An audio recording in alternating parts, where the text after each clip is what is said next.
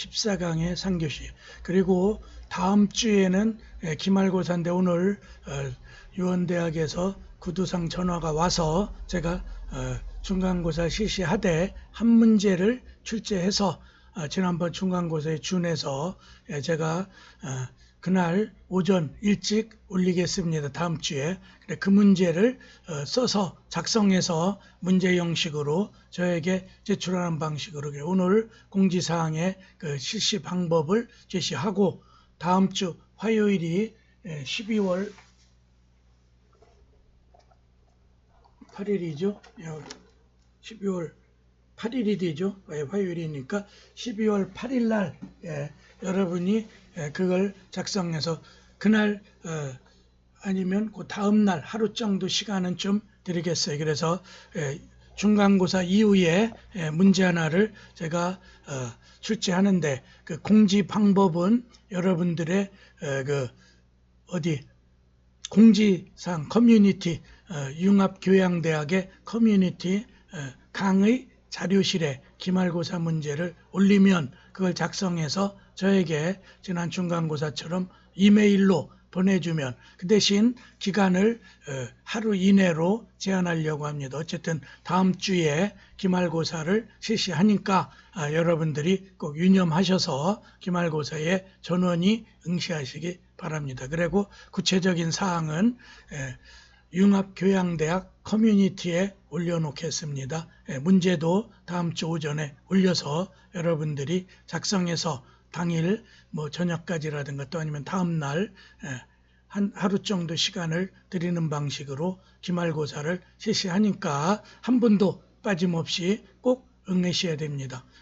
그러면 이제 오늘 강의 3교시에 아까 3장의 5번 그 공동저작의 그 부분에 설명하다가 중단했는데 그 부분과 4장 저작권 침해 구제 방법을 3교시에서 계속 강의해 드리겠습니다.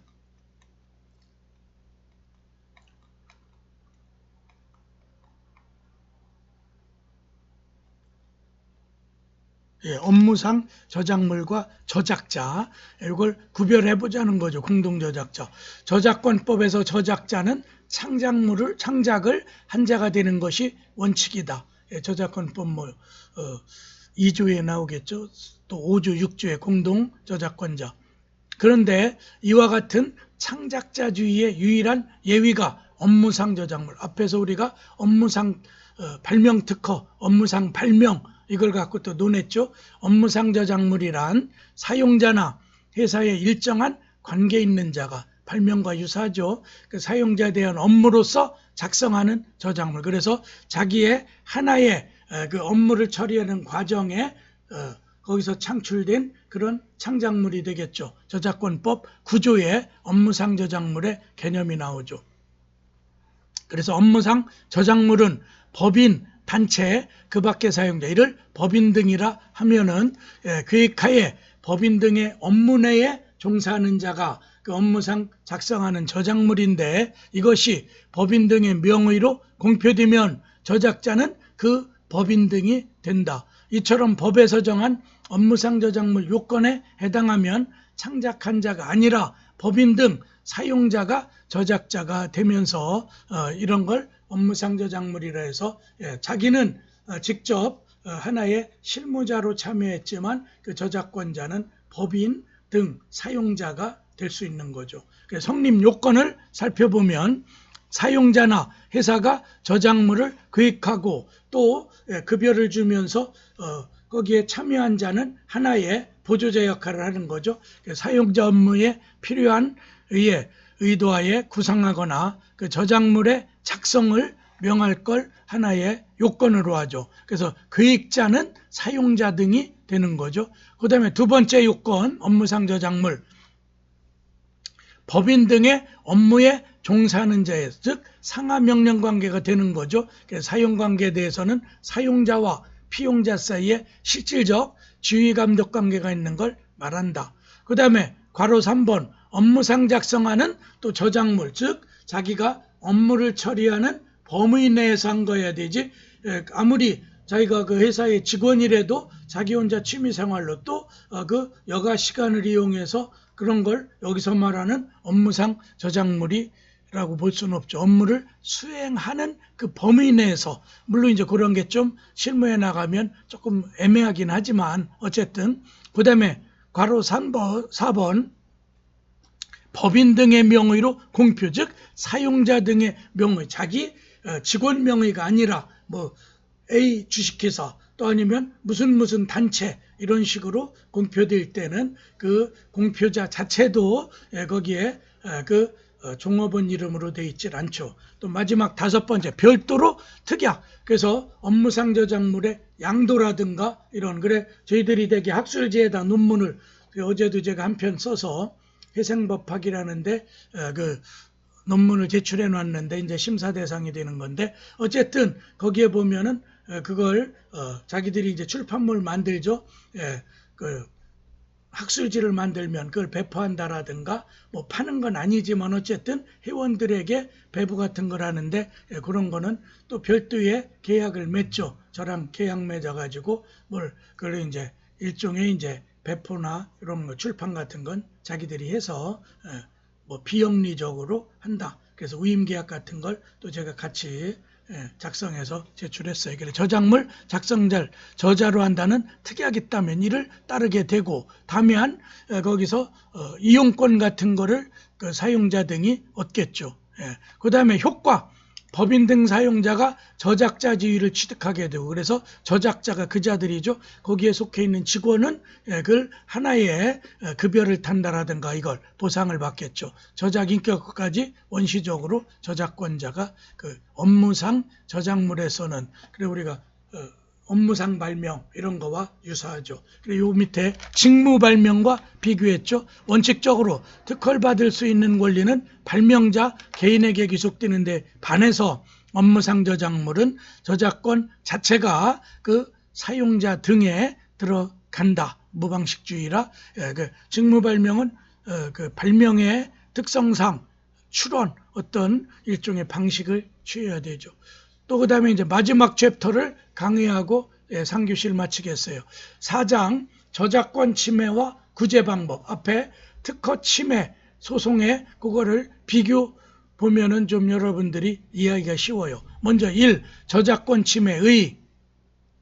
저작권 침해라 하면 법률상 저작권 행사가 제한되는 경우를 제외하고 저작권자 허락 없이 저작물을 이용하거나 저작인격권을 침해하는 방법으로 저작물 이용하는 걸 말한다. 그래서 이제 저작권자가 침해당하고 뭐 민사적인 불법행위를 할 수도 있고, 또 더 이상 그것을 공연하지 못하게 한다라, 상영 못하게 한다라든가 출판 못하게 하는 금지 청구 이런 걸 하죠. 그래 우리나라에서 만들어졌더라면 다른 사람 저작권을 침해하는 걸로 될 물건을 우리나라에 배포할 목적으로 수입. 그래서 우리나라 건데 외국에 팔려 있는 걸 수입해서 저작권자 동의 없이 그걸 마구 판매하는 행위, 이런 거는 저작권 침해가 될 수도 있다. 그래서 우리가 상표에서는 뭐 병행 수입 이런 게 문제가 되듯이 여기서도 이런 게 넓게 보면 상표의 병행 수입과 비교되죠. 그래서 배포할 목적으로 소지하는 행위는 저작권의 침해에 해당한다. 그 다음에 두 번째, 저작권 침해 요건, 주관적 요건은 침해자가 저작권 있는 저작물에 의거하여, 이거 분명히 누군가 만든 사람, 창작한 사람이 있을 것이다. 이런 고의가 있어야 되겠죠. 여기서 의거라 하면 대상 물건이 원고 저작물의 표현 형식을 소재로 이용하여 저작되었다는 것, 즉 침해 저작물이 피침해 저작물의 근거로 하여 만들어졌음을 의미한다. 따라서 양 저작물이 거의 비슷한 내용의 작품이라 하여도 단순히 우연한 일치, 그래서 우리가 저작권 침해했다 그러면 자기는 모른다, 그런 게 전제됐다는 걸 이렇게 발 빼고 나가죠. 그런데 그런 걸 이제 접근하는 그런 걸 이제 간접적으로 간접 반증 같은 걸 통해서 증명해내면 대개 그 모방한 사람이 패소할 확률이 높죠. 그래 공통의 소재를 이용한 데서 오는 자연적 귀결인 경우 등으로 인할 땐 그건 저작권 침해가 아닌데, 이런 저작권 침해 논란이 되기 시작하면 대개 침해될 확률이 높죠. 그렇죠? 우리가 하늘에서 뚝 떨어진 창작은 없다고 그랬잖아요. 남의 걸 봤든 영상 같은 걸 통해서 그런 걸 만들기 시작하죠. 그 다음에 저작권 침해 객관적 요건 두 번째, 실질적 유사성. 그래서 여기서는 실질적 유사, 특히 창작성이 많은 판단 기준이 돼요. 어느 정도까지 유사여야 실질적 유사성이 있다고 할까. 그렇죠? A라는 저작물을 B가 모방 내지는 그걸 또 하나 자기 저작물을 만들어냈는데 그게 그 A, B 간에 얼마나 유사성, 비슷하냐 이걸 비교하는 거죠. 그래서 개별적, 구체적으로 판단할 수 있고 케이스 바이 케이스 하죠. 그 다음에 세 번째, 저작권 침해 구제법은 민사적으로는 침해 정지 및 예방. 그래서 우리가 미연에 그걸 앞으로 배포가 끝나면 자기 명예훼손, 어젠가 전두환 대통령 이제 회고록에서 그 이제 발표했느냐를 기준으로 한 그 거짓말쟁이다 이렇게 해서 사자의 명예훼손, 사자라는 건 죽은 사람. 왜냐면 거기 바이오 신부는 돌아가셨죠. 그런데 그 조카, 그 이제 자기 이제 큰아버지인지 작은아버지인지 그러니까 그 사람이 그런 말 했다는 걸 회고록에 씀으로써 그 조카가 그 회고록을 보고 이거 완전히 이제 죽은 사람의, 그렇죠? 그 조 바이오 신부인가 하여튼 그 신부가 그걸 이제 자기도 경험에 의해서 또 누구 듣고 그래서 그 당시 5.18 당시에 헬기 공사가 있었던 게 아닌가, 공중에서 그 이제 기관총을 쏜 게 아닌가 이런데, 그런데 어제 그 판단 중에는 전일 빌딩에 타는 같은 걸 보고서 쏜 것 같다, 이제 쐈다 이렇게 하면서 그 진실을, 왜냐면 일반적 명예는 명예의 감정 그런 걸 중심으로 판단하지만 사자명예는 이미 죽었고 그 사람이 인격은 이제 없어졌잖아요. 그렇기 때문에 여긴 허위 사실을 공표했을 때 사자의 명예죠. 그래서 거기에서 그 신부가 말한 거는 허위 사실을 얘기한 게 아니다. 또 전두환도 총을 진짜 안 쐈다면, 헬기에서 그 사격을 안 했다면은 허위 사실 공표 안 한 게 되니까 사자의 명예훼손이 무죄가 될 수도 있었죠. 그런데 거기서는 그 바이오 신부가 얘기한 걸 그 회고록에 그걸 거짓말이라고 역으로 얘기를 했기 때문에 사자의 명예훼손가 돼서 8개월의 징역에 집행유예 2년으로 잡았죠. 2년간 유예해 준 거죠. 그렇게 해서 이제 처벌을 받았기 때문에 사격이 있었다 이렇게 이제 판단을 한 거예요. 형사재판부에서.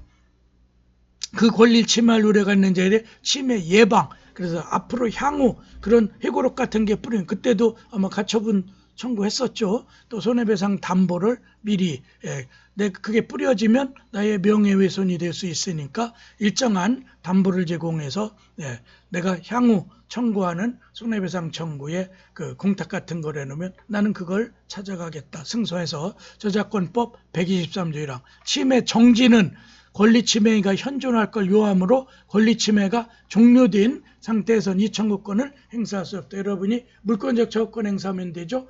그래서 지금 막 침해 중인, 진행 중일 때 정지행위. 그래서 물권적 청구권에서도 그럴 때는 방해, 금지 또 이러죠.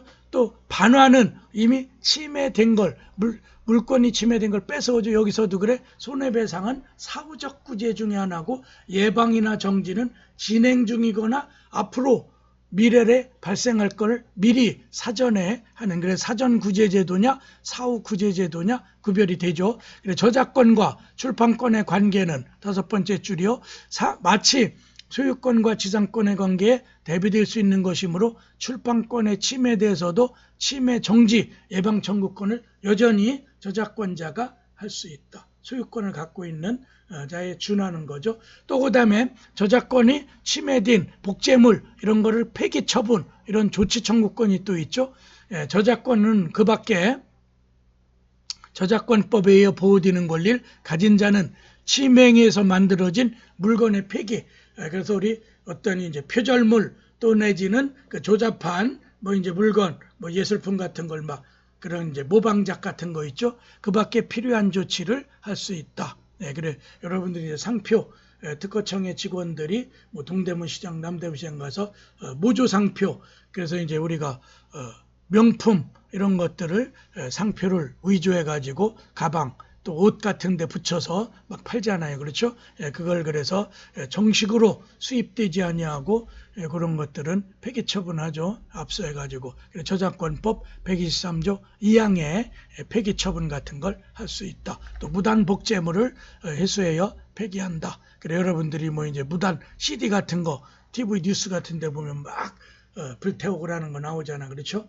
그게 뭐 음란물일 수도 있고 또 아니면 정식 오리지널 영화인데 용산 같은 데 가면 불법 복제 대개 이제 상영 중일 땐 안 하지만 상영이 끝나고 일반 CD로 배포되기 시작하면은 그걸 복제해서 뭐 1,000원, 2,000원에 막 팔기도 하죠. 백판이라고 그러죠, 우리가. 또 가처분 제도가 있죠. 반가로 3번에 위와 같은 침해 정지 또는 예방을 넓게. 그래 우리가 보존 소송으로서 가처분과 가압류. 가처분이라는 건 어떤 특정한 행위를 금지한다라든가. 지금 윤석열 검찰총장이 제기한 게 가처분이죠.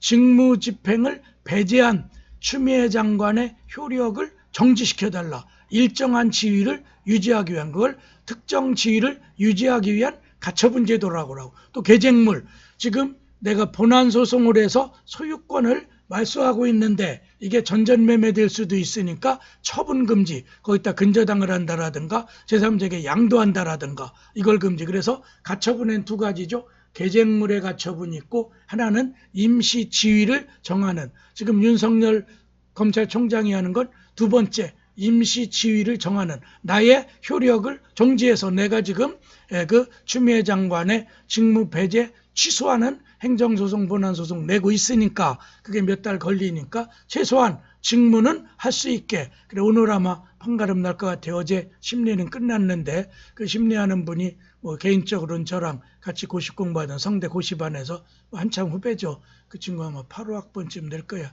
조미연 부장판사인데 오늘 중엔 나오겠죠. 고민하는 것 같아요.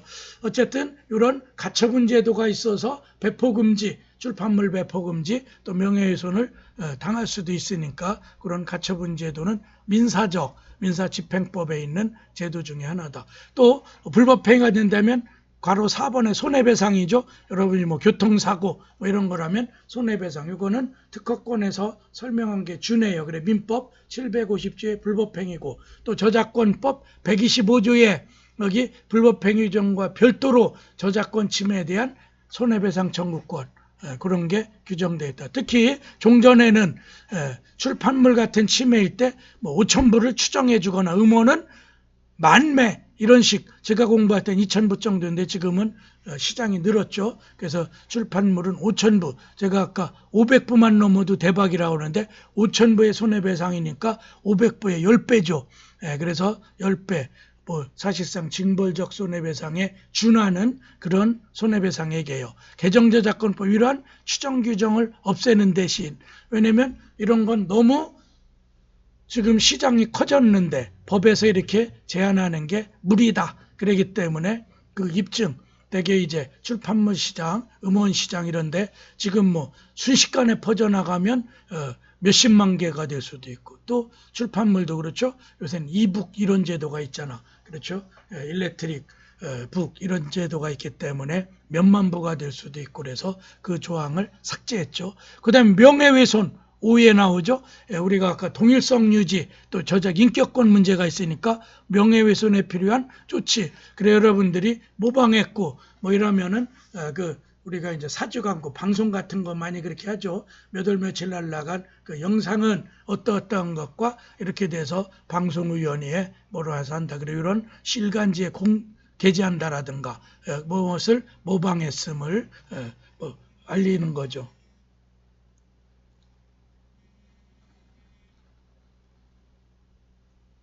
이런 게 바로 침해에 대한 구제. 그래 명예회복의 조치론, 침해 사실만 인정하는 해명 광고문, 또 판결문, 형사 판결 같은 걸 또 게재 이런 식으로 한다. 그래 저작권법 127조에 그러한 특별 조치 규정이 있다. 그다음에 형사처벌도 받죠. 형사벌 규정이 병행돼 있어요. 저작재산권 그 밖에 이 법에 따라 보호되는 재산적 권리를 복제, 공연, 공중송신, 전시, 배포, 대여, 2차 저작물 작성 방법으로 침해한 자는 징역으로는 5년 이하의 징역 또는 벌금으로는 5천만 원 이하, 좀 약하긴 하죠.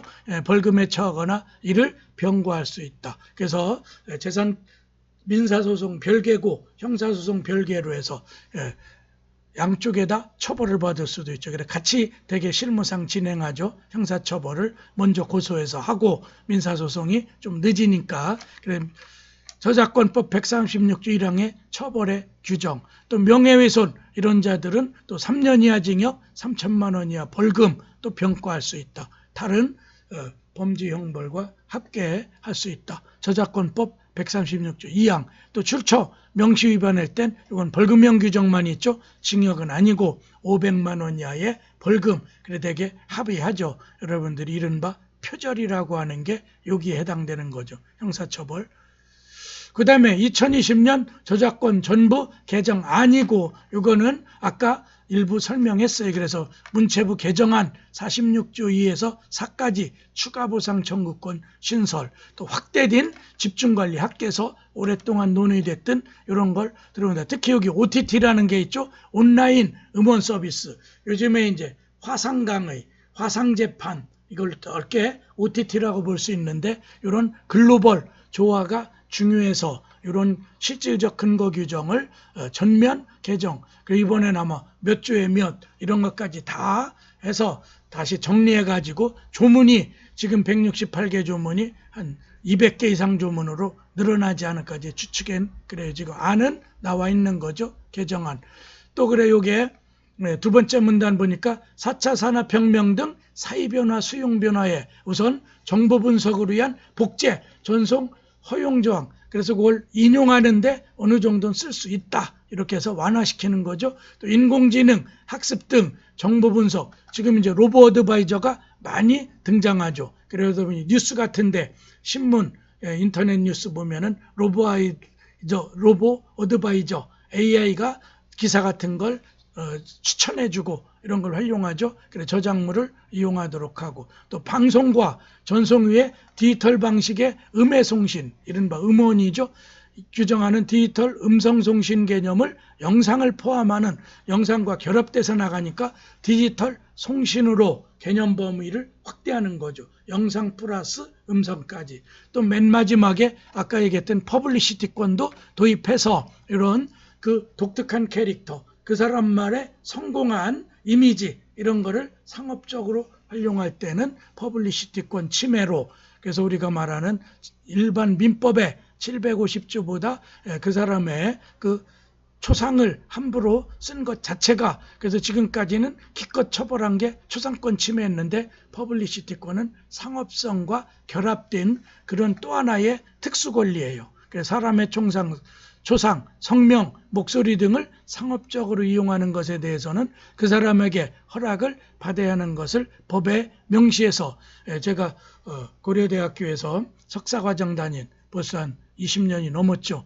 그때 이 퍼블리시티권이 미국에서 한참 논란이 되고 독특한 권리로 해서 강의할 때 저도 발표하고 그런 적이 있어요. 어쨌든 저작물뿐만 아니라 창작자 자신이 유명한 그 명성을 편승해서 상업적으로 활용하는 것 손해배상 청구, 또 저작권 넓은 범위의 침해가 될 수 있다. 여기까지가 구제 방법에 대한 거고, 이게 이제 개정안에 공정한 저작권에 신설되는 이런 것, 또 안전한 저작물 이용, 신설되는 것도 있고 개정도 있고, 이건 또 안전한 저작물 이용은 다 신설되는 거죠. 또 4차 산업혁명과 사의를 수용하기 위해 이게 매스컴에 뉴스에 나왔던 걸, 그래서 제가 그래픽을 이렇게 이제 여기다가 올려놨어요. 여러분들이 한번 보시고요. 오늘 강의로서 제가 한 학기 동안 발명과 특허, 발명 특허 강의를 전부